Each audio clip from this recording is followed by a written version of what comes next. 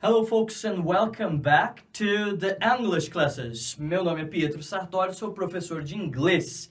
E hoje nós vamos falar sobre future forms, a primeira parte sobre going to. Então nós vamos falar sobre três formas diferentes que podemos construir o simple future, que é um tempo verbal, só que com algumas expressões. Tá? Então lembrem-se, nós vamos fazer future forms usando simple future. Esse é o tempo verbal base que nós vamos trabalhar. Porém, eu posso fazer o futuro simples com três expressões diferentes. A primeira delas é going to, ok? Com certeza você já deve ter ouvido going to por aí, ou você ouviu a abreviação de going to, ou gíria. As pessoas usam gonna. Deixa eu acertar isso aqui, senão vão achar que é um Y. Gonna, ok? Então, going to, gonna. Muitas pessoas já ouviram em músicas, em filmes, em séries. É bem comum, ok? Porque quando nós pensamos em futuro, é muito mais simples você construir usando gonna ou a segunda forma de futuro que nós vamos ver na próxima aula, ok? Bom, qual é a estrutura com simple future plus going to?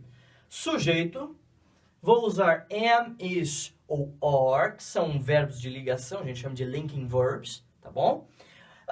Vamos usar aqui, ó, going to, tá? Que está indicando o tempo verbal. Vamos usar um verbo principal e nós vamos usar complemento. Então, sujeito, subject, um verbo de ligação, linking verb, pode ser um desses três, tá? Deve ser um desses três. Vamos usar going to, que é a estrutura que indica que é simple future, com going to. Verbo principal, aquele que indica a ação da frase, e o complemento, ok? Pessoal, esse tempo verbal é muito útil mesmo. É importante você aprender e eu vou contar uma história rápida para vocês. Por que a gente precisa aprender um tempo verbal no futuro? Eu conheci uma pessoa que me contou sobre as viagens dela e de um amigo dela. E ele me disse o seguinte, olha, esse meu amigo tentou aprender alemão, fez um cursinho lá de aprenda alemão em um dia, fez um cursinho lá tal e viajou para a Alemanha. Quando ele chegou na Alemanha, esse amigo do meu amigo, ele infelizmente foi assaltado. Ele foi assaltado numa viela, num beco e ele correu até o policial mais próximo. Quando ele chegou até o policial, ele queria construir uma frase no passado. Ele queria dizer, olha, me roubaram. Quando ele chegou para o policial, ele agarrou na fala do policial e disse, te roubarei.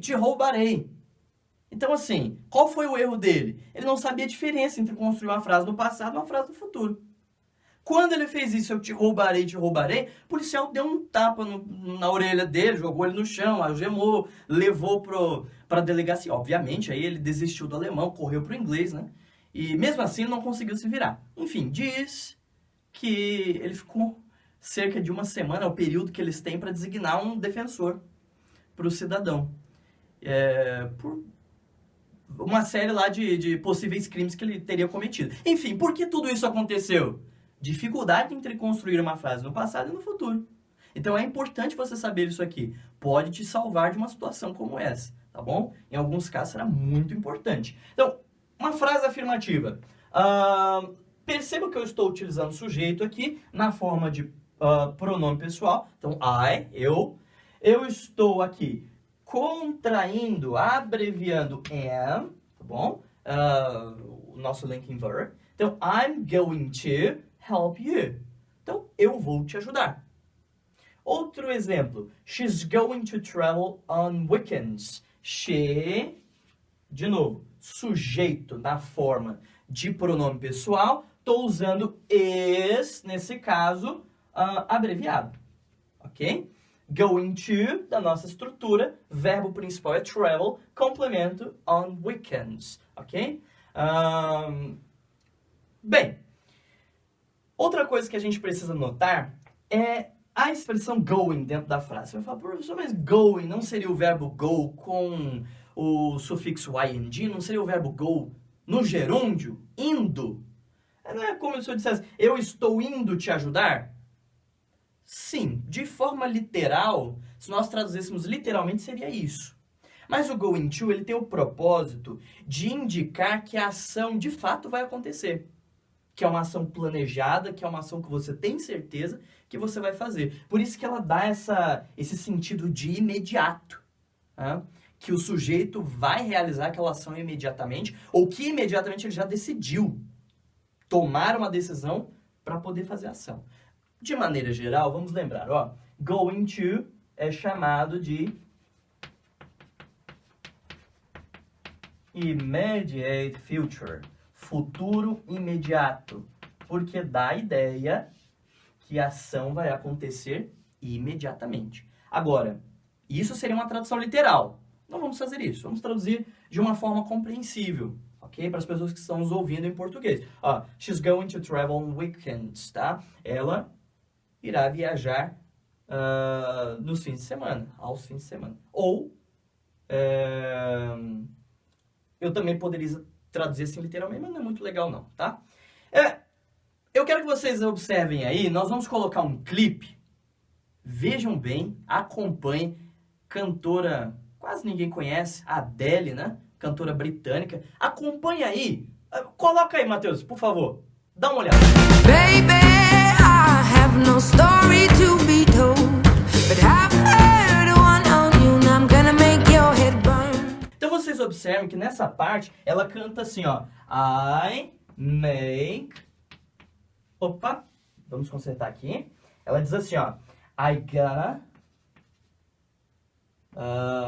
gonna make your head burn, tá? Então, olha só, nessa frase que vocês acabaram de ouvir aí do clipe, tá assim, ó, I'm gonna make your head burn. Então, I'm gonna, olha só, I, sujeito, am, abreviado, I'm, gonna, mesma coisa que going to, é gíria. Make, verbo principal, your head burn, complemento. Então, I'm gonna make your head burn, eu vou fazer a sua cabeça queimar ou fritar, entendeu? O contexto da música, né? A gente tem que lembrar aí a linguagem poética da música, ok? Agora a forma interrogativa. Lembrem-se sempre, o verbo auxiliar, ele vem no início, indicando que é pergunta. Então a pergunta seria, are you going to look for a job? Você irá procurar um emprego? Tá? Eu poderia complementar isso aqui, poderia usar uma question word aqui no início, tá bom? Lembre-se das question words. What, which, when, where, who, why. Eu poderia colocar when. When are you going to look for a job? Tá? Quando você irá procurar um emprego? Tá? Então, lembrem-se sempre porque nós temos aqui o verbo auxiliar no início. Indica tempo verbal, indica o início da pergunta. Ponto de interrogação no final, ok? Não se esqueçam disso. Alguns estudiosos da gramática dizem que é opcional. Não vejo assim, tá bom? Gramaticalmente, opte pela norma culta, tá bom? Também temos a norma culta na língua inglesa. Forma negativa.